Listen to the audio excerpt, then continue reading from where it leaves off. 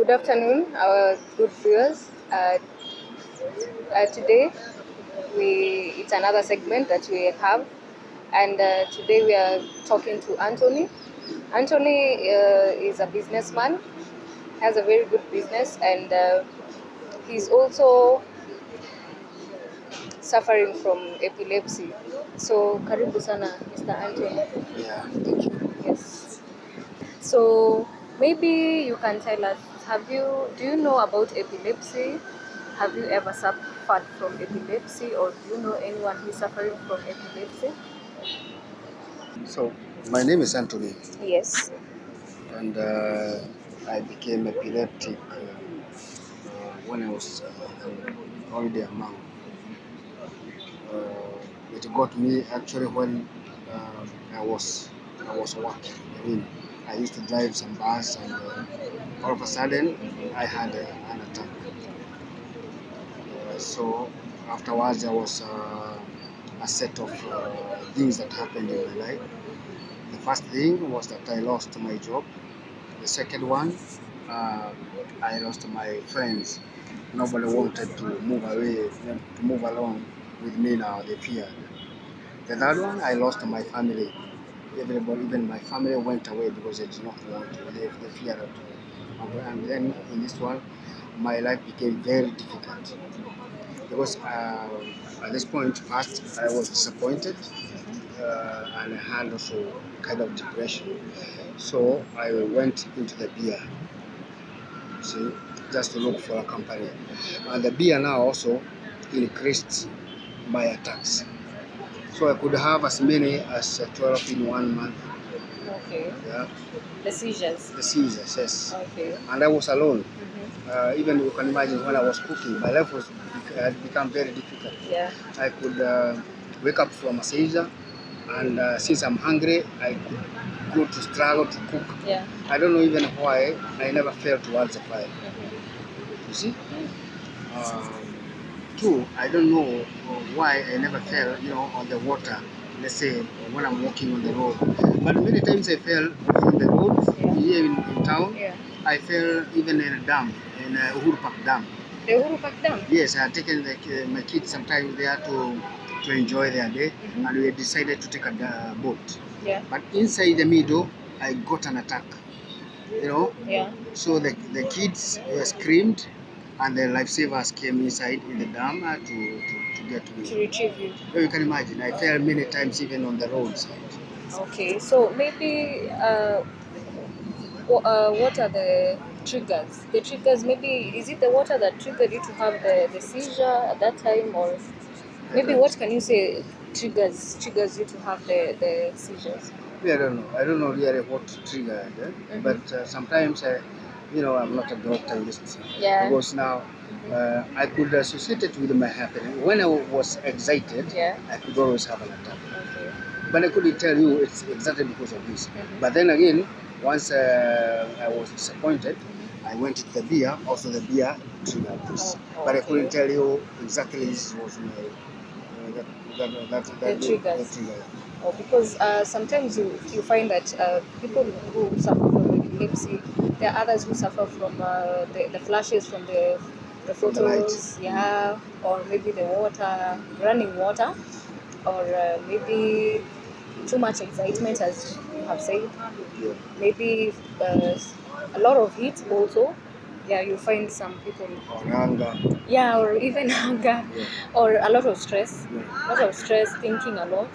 Yeah, so maybe.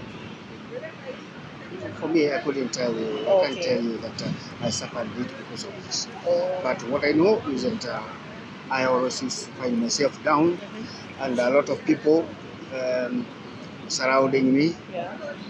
offering me nothing. Yeah. Coming just to witness a man who has fallen as a seizure. Some are now giving me their own diagnostics. Some saying this is witchcraft. Others saying you need to go to find a mitishamba. Mitishamba. You see, Yeah. those kind of things. They were offering me very little help, and I suffered a lot until I met God. Okay. Good. Okay. So before you met Kawe, you told us that you were having the seizures around 12 times in a month or more. or more. Because these were the only ones that I could tell you and that I could account for when I was awake. I don't know how many I had at night since I was living now alone. Yeah. Everybody had left me, including my own family. Yeah. Now, too, I didn't know how many I had when, let's say, when I was drunk. Oh, okay. Yeah, I told you I went into the beer. Okay. So I couldn't tell you how many. Okay. So you've told us that you knew you were epileptic you were uh, when you were all grown, you had a family.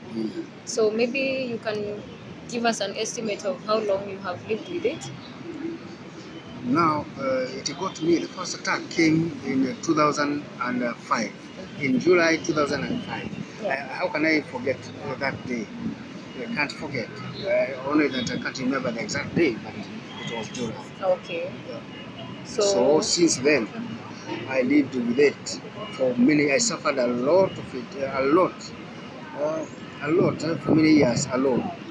Why? Because I did not know how to handle it. So first, I went to look for medication in Kenyatta Hospital. They gave me very little help. They started me, I think, on Tegretol. yeah. They never helped. Those never helped. Actually, it's like they worsened me. When I went back again there, they only increased the dosage, which also did not help me.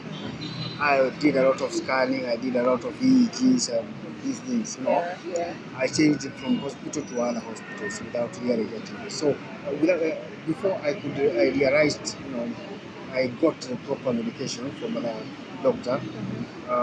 I suffered there for many years. I would say like 5 years I suffered terribly, terribly.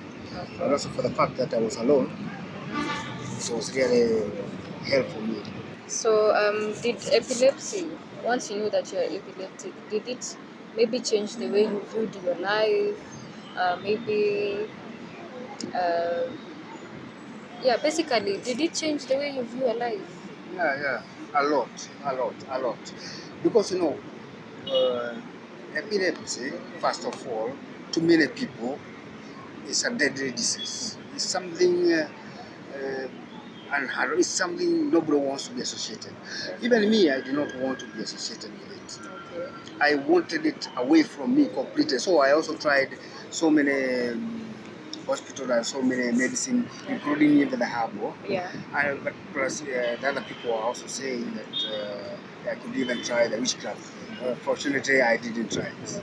But you see, it's something that is feared. Yeah. So you can already tell that, well, the epilepsy for me was something terrible. Okay. So I can see that you're still continuing with your life. You're happy, although you are not smiling, but I can see it from your face. Yeah. So how have you lived, or maybe adopted to living with a smile rather than a frown on your face? Yeah, I can tell you really, Esther. Or in your life, yeah. Before it was really difficult for me. I could even have killed myself. I could even have killed myself. Why? Because of the disappointment and the despair. Everybody has left me, even my family. Yeah. I had lost a job. My struggle was very difficult. I could have killed myself. Yeah. And I lost a lot of weight during then. Yet. But after I met a number of people suffering from this. This one I must admit that I got the first one I can't hide. I got them when I went to Kare, because I met a lot of people suffering from it. Many people I couldn't imagine. They were telling me, all these people you can see here, they are. So I went to each one practically to ask, are you? They told me yes. They were talking about it so freely, and I started accepting myself there. Yeah. You see, so from then is where my life started changing. You get it? I saw, so even though it was like it was as if I was condemned before. Yeah. But now I saw other people that are living their own life, Yeah. have accepted the condition, and so they are able to do their own life. I must admit that this made my different, my life different completely. Starting from that point, even my seizures, when I started down following the medication, I also was able to leave the beer, and my condition started stabilizing. Okay. I started becoming myself. I also gained some weight. You know, I also went inside the gym. You can Wow. get me inside Right. the gym doing a lot of exercises. Yes. Wow. You know, until now I really control. I came to control the epilepsy. Okay. So for me now, I talk about epilepsy the way I could talk of a headache. Wow, Okay? that's motivating. That's motivating, No, actually. it's true. It's Yeah. true. It's not a big deal. I mean, it's just a disease. I mean, it can be controlled. You can live happily. You can live your life. Yeah. I mean, you know. Okay. Okay, that's nice. Yeah. So it right now your self-esteem is back to No. Me, I am back to normal. normal. Yeah. Actually, more than I was before. I got Okay. an attack. I could say maybe it also helped me in a way to realize myself. Okay. Yeah. Nice. So as we conclude, maybe you can give advice maybe to the general public on how they view or treat people living with epilepsy. Yes, I would really want, my word really would want to go to somebody out there suffering, somebody out there that feels, well, that has let epilepsy define himself. Okay. You know, to that person who is almost losing hope. No, you should not let that happen. I mean, epilepsy can be controlled. Epilepsy can actually, can actually even make you, improve in your own life. I mean, once you know the condition, once you are able to take your drugs, once you are able to, to live the way you have been asked to, Yeah. I mean, you will enjoy your own life and continue living as normal. For me, before even crossing a road, I used to say a prayer before I cross the road. God help me so that I cross this road before a matatu hits me. Yeah. Now this day I cross. Okay, I still remember God, but now I cross it, and I say also thank you God because of making me now cross the road. Oh well, yeah. So I don't fear even cooking for myself. I cook, Okay. without any fear that I'm going to fall on that stove. You see? Yeah. So for a person out there that is maybe feeling a bit down because of epilepsy, Yeah. really shouldn't lose hope. Yeah. No. Okay. So they should continue living their lives as normal. For sure, seek the medication.